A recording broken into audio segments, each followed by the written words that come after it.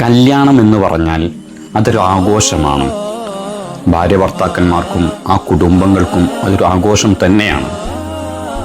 ആ സന്തോഷത്തിൽ പുതിയാപ്പളയെ ആനയിക്കുമ്പോഴും പെണ്ണിനെ ആനയിച്ച് ഭർത്താവിൻ്റെ അടുക്കൽ കൊണ്ടുപോകുമ്പോഴും ദഫ് മുട്ടി പാട്ടുപാടി കൊണ്ടുപോകൽ സാധാരണയാണ്. അത് മുത്തുനബി സല്ലല്ലാഹു അലൈഹി വസല്ലം തങ്ങളെ കാലത്തെ ഉണ്ട്. മുത്തുനബി സല്ലല്ലാഹു അലൈഹി വസല്ലം തങ്ങൾ തന്നെ പറയുന്ന ഒരു സംഭവം കാണുക. ബുഖാരി ഇമാം ഉദ്ധരിക്കുന്ന ഒരു ഹദീസുണ്ട്.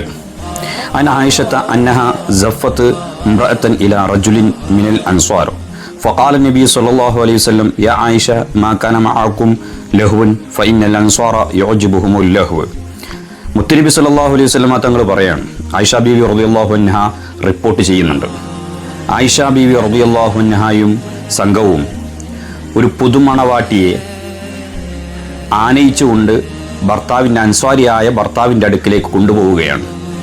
അപ്പോൾ മുത്തുനബി സല്ലല്ലാഹു അലൈഹി വസല്ലം തങ്ങൾ ചോദിച്ചു, യാ ആയിഷ മാ കാന മഅകും ലഹുവൻ, ഓ ആയിഷ, നിങ്ങളുടെ കൂടെ വിനോദമൊന്നുമില്ലേ? അഥവാ ദഫൊക്കൊന്നും മുട്ടി പാട്ടൊന്നും പാടുന്ന പരിപാടിയൊന്നുമില്ലേ എന്ന് മുത്തുനബി സല്ലല്ലാഹു അലൈഹി വസല്ലം തങ്ങൾ ചോദിക്കുകയാണ്. വേറെ ഹദീസിൽ തന്നെ വ്യക്തമായിട്ട് തന്നെ ദഫ് മുട്ടിനെ കുറിച്ച് ചോദിക്കുന്നുണ്ട് റസൂലുള്ളാഹി സ്വല്ലല്ലാഹു അലൈഹി വസല്ലം തങ്ങൾ.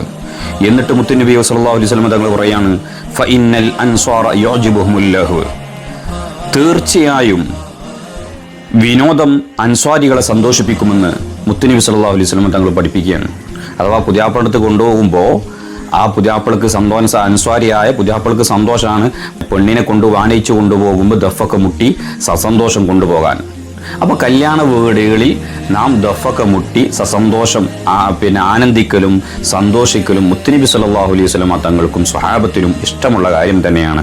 മുൻഗാമികളിൽ കണ്ടുവരുന്ന സമ്പ്രദായം തന്നെയാണ്. അതുകൊണ്ട് വിവാഹത്തിൽ നാം ആഘോഷം കുറയ്ക്കേണ്ടതില്ല. പക്ഷേ ഇസ്ലാമികമായിട്ട് കടന്നു വരാതെ സൂക്ഷിച്ചാൽ മതി.